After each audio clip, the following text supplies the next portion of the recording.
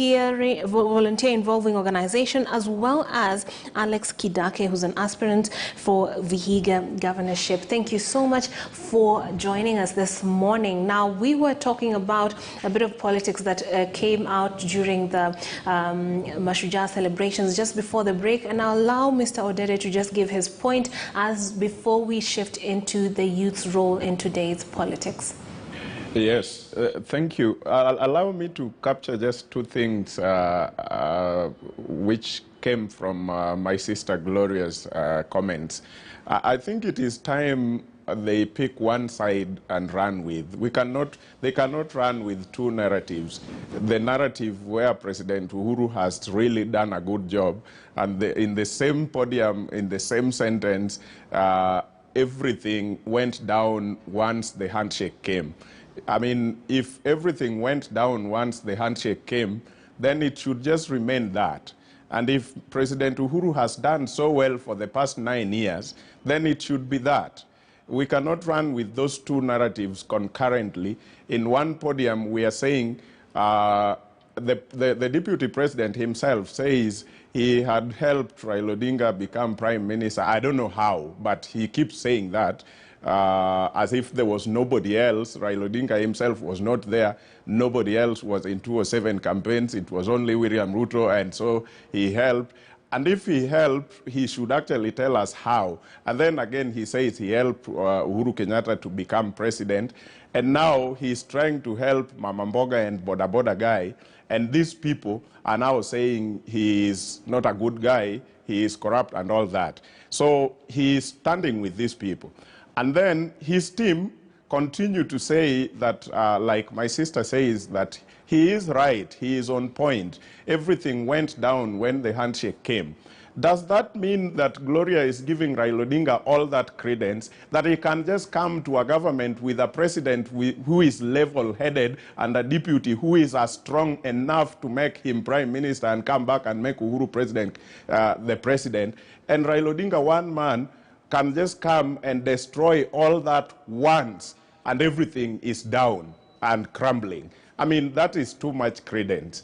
I don't think we need to buy that. If that ever happens, then she's proving that Raila Odinga should actually be the president of this country. Because even William himself one time told us, huwezi nifukuza ODM tena unifuate Jubilee. And now he's saying, amefukuzwa. What does that tell you if you are just a good Kenyan listening to your deputy president? That he wants to be president. On one hand, he is strong enough to make Raila Odinga prime minister on his own, and even come back and make Uhuru Kenyatta president on his own. But now the same Raila Odinga can come and crumble Jubilee, all the affordable housing, every project, the Big Four agenda, everything according to them has gone, is no longer there. We have wasted 4 years. Don't you think that is not very genuine in your own opinion? Mm-hmm. So I think the final thing should be, we cannot put all this together and say, before handshake, things were really good and we were moving straight forward. Because if I buy that narrative from my sister Gloria, then I will want to ask tough questions.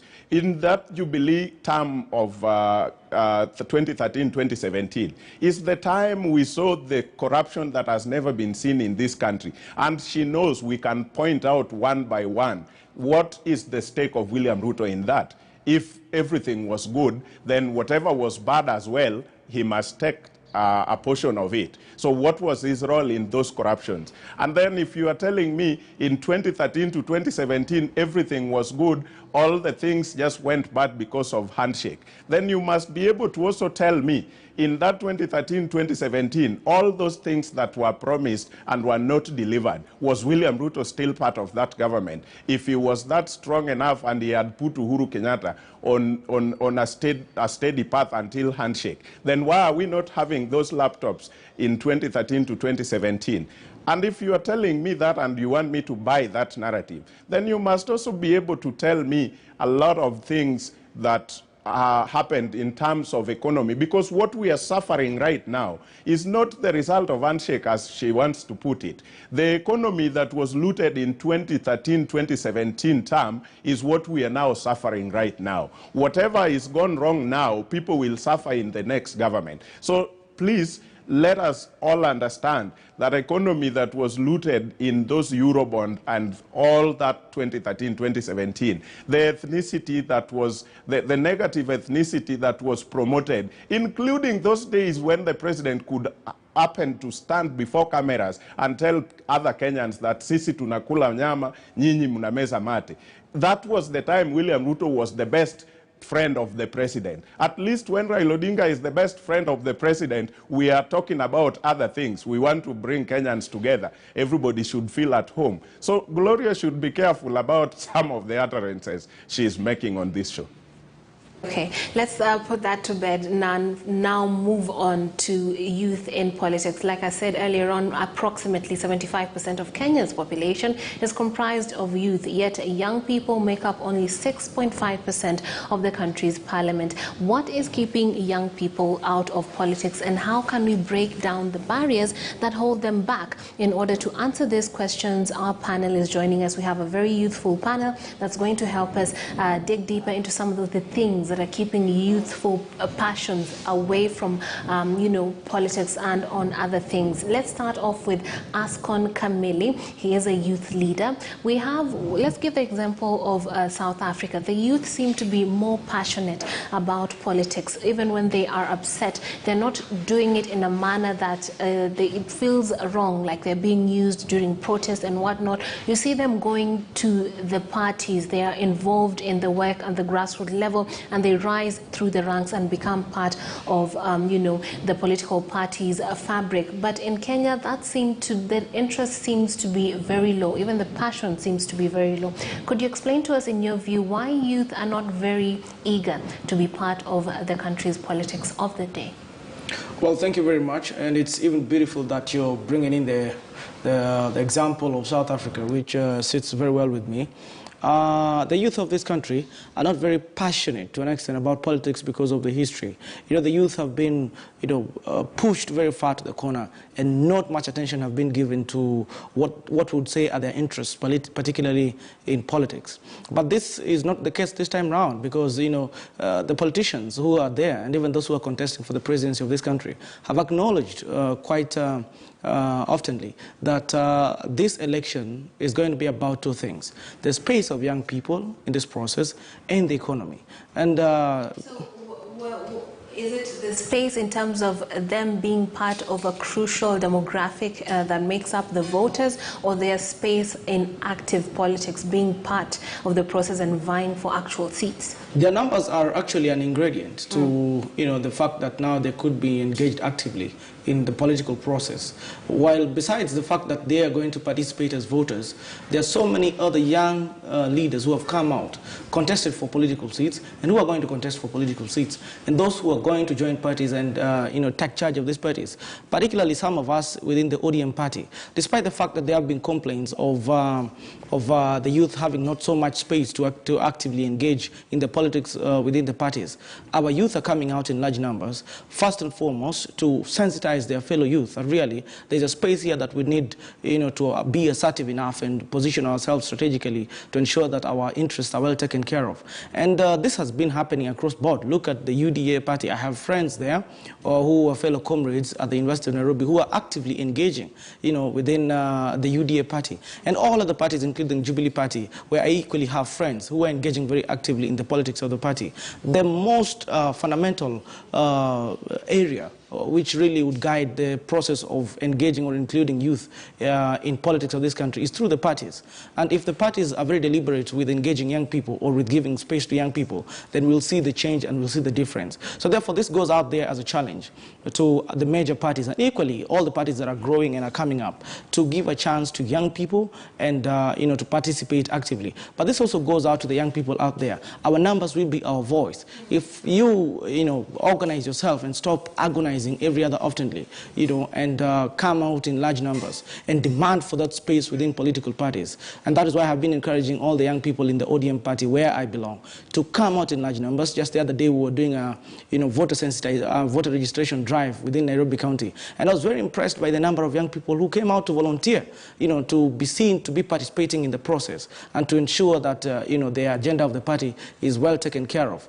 Therefore, it is a challenge to the parties within the country, those that that receive, funds from the exchequer to give space and to give a chance to the young people. Because we have seen even in South Africa, when Julius Malema was becoming very aggressive within the NC party, he faced a lot of challenges. So these challenges are all over. But we are not going to give in to these challenges. We are going to fight for our space and demand to be heard whenever we raise our voices out there. Yeah, that's all well and good, and you sound very optimistic. But if we're going to keep up with that comparison that you're drawing, talk of Julius Malema, talk of Dr. Mbuiseni Ndlozi, the kind of influence and even the fame, or even if it's controversial, they do make it to the news, but in a narrative that is acceptable in terms of the kind of participation and the passion that young people are having for their country, their future, and the welfare of the people on the ground. We cannot compare that to what is happening. In fact,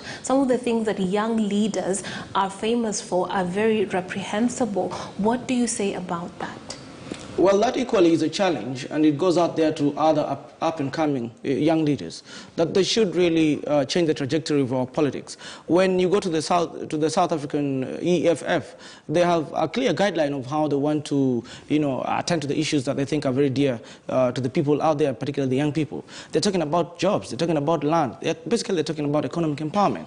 It's no different from our country, Kenya, where every young person right now is speaking about jobs, is speaking about economic empowerment, and it's speaking about the young people being engaged actively in the decision-making processes in this country. So therefore, the most important aspect here is organization. Once we are properly organized as young people and we go out there in our numbers, then they will be compelled to listen to us. So this goes out there as a challenge to young people, that the more we organize, the more we are left out. The better we organize, the more we're included in the processes. Okay, now Gloria Roba, you are a young person, you're a policy analyst, but at the same time, you're a young person in active politics. When it comes to positioning, Mr. Askon has told us it's very important. You have positioned yourself. It's very clear. You have a strategy. You have an ambition. You are doing it. But when it comes to other youth, could you put yourself in their shoes and explain to us why they're not really interested in wading into the political waters? By the way, that notion that the youth are not interested in going into active politics as voters or as aspirants, that is a false notion. The youth are very much interested in being faced with barriers, so many barriers. And you cannot say that the youth are not, they don't even want to be aspirants. We have so many aspirants who actually want to, who are challenges. And, a lot of leaders who do not actually want to face the issue of the youth agenda, they find the escapism, but this is actually not.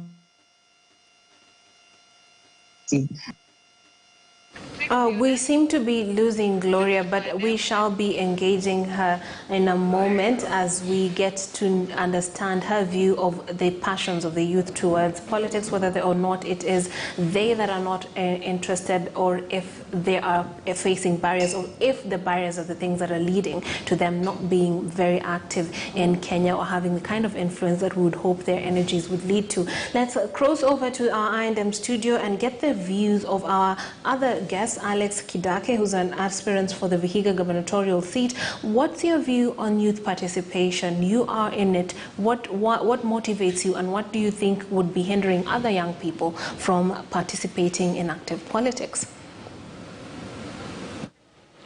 Thank you very much. I think the biggest problem that our youth are having is, they don't want to take the opportunity because there's lack of exposure.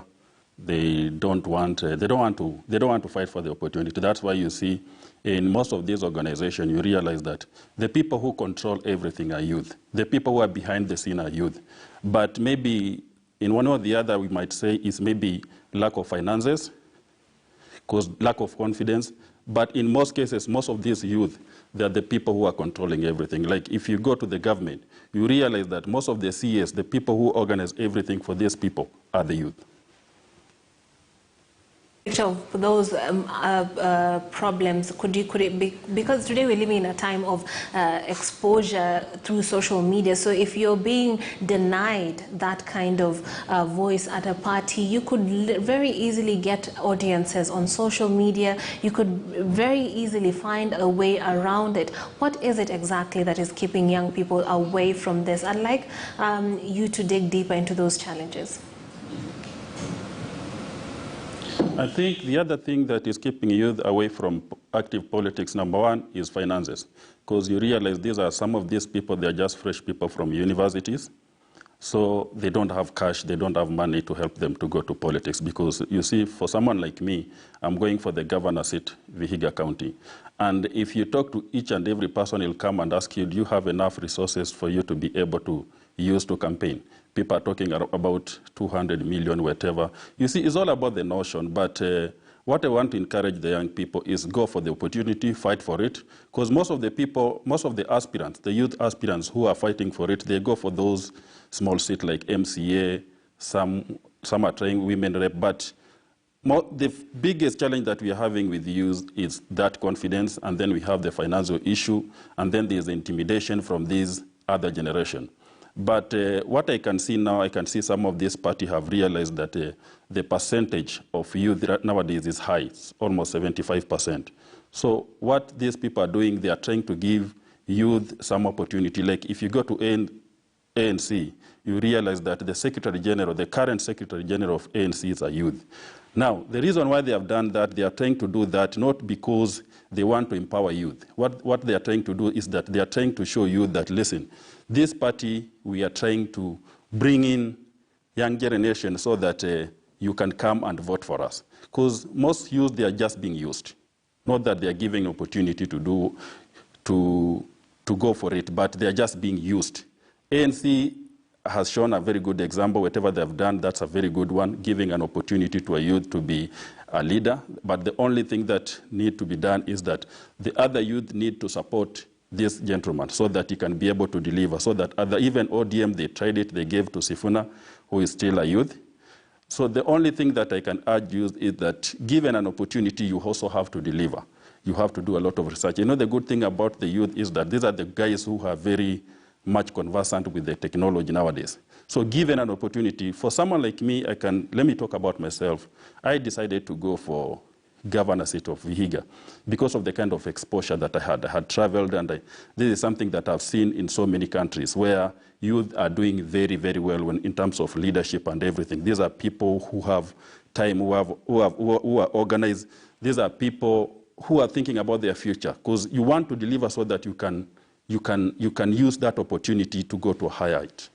Okay, now Mr. Odede, I'd like you to come in on this because we're trying to diagnose the problem when it comes to youth in politics.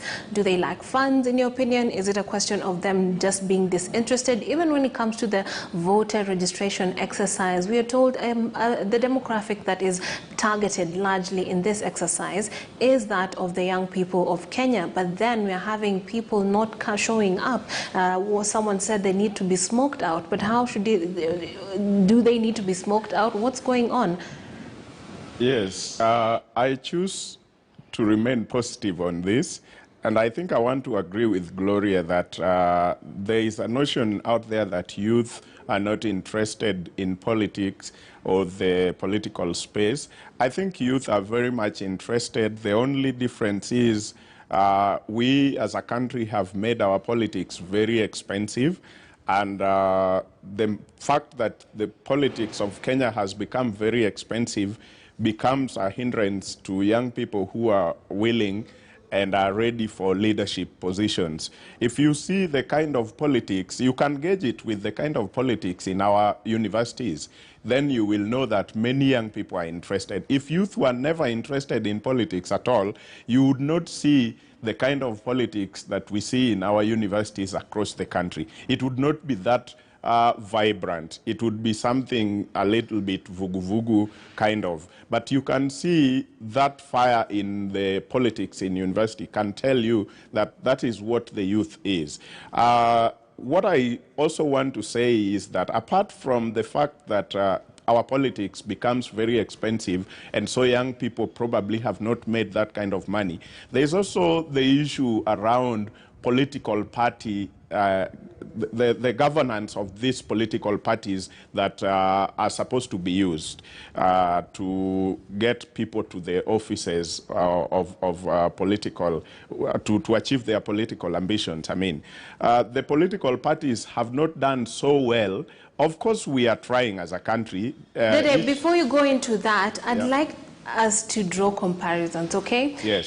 Because I've tried to draw comparison with the EFF in South Africa. It's very different. You'd have to admit the passions are different. I don't think the youth in South Africa as rich or doing financially well compared to those in Kenya. They're probably facing even worse situations. Okay, far from South Africa, let's take a look at what happened with the likes of James Orengo when they were in at university. There was a sort of wave whereby we would actually feel the influence of young people in politics, whether or not they were swimming in money or in poverty. There was something that is missing in today's politics. Could you speak to that? Yes.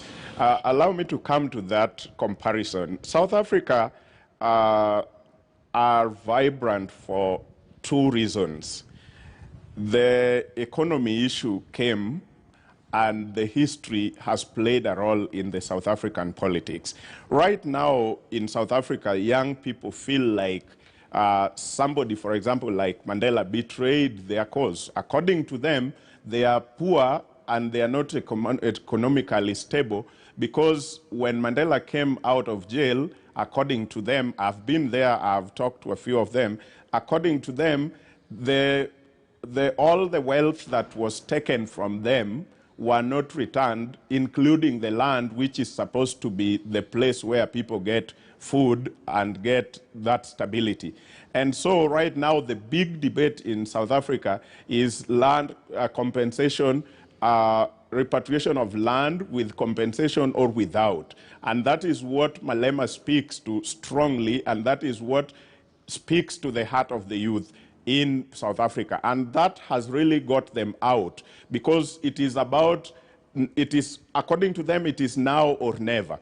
Because you let that issue of land slip and it is not discussed and it is not solved, and then the generation where you are and the future completely are doomed. So for them, it is a do or die. We must talk about this now. And I think that is the same comparison I would bring to the days of the Orengos and Martha Karuas and Wangari Maathais and others, because it was brutal and it was a space that was shrinking smaller and thinner. And so they had to either fight or completely lose it. And generation where we live today would have not gotten any space in politics whatsoever. So for them, around that time, it had to be that way. It had to be that vibrant.